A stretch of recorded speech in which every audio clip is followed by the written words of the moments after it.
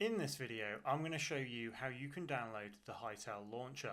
So from the home screen here, we want to log in. I have already logged in once, but once you've done that, you will come over to your accounts page.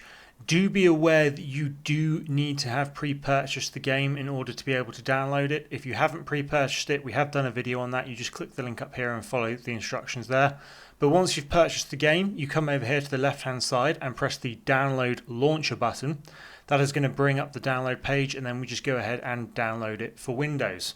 That is going to bring up a prompt here to say that the launcher has successfully downloaded, and we can go ahead and launch the installer.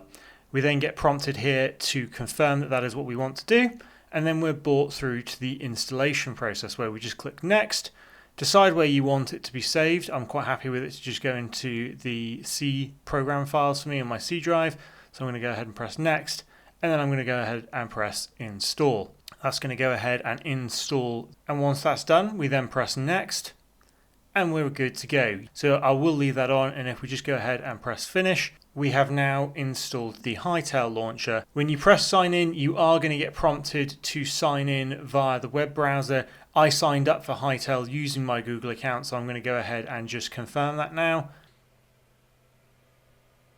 And there we go, we've successfully authenticated our account with the Hytale client, and we can then go ahead and accept the user license just here by pressing accept.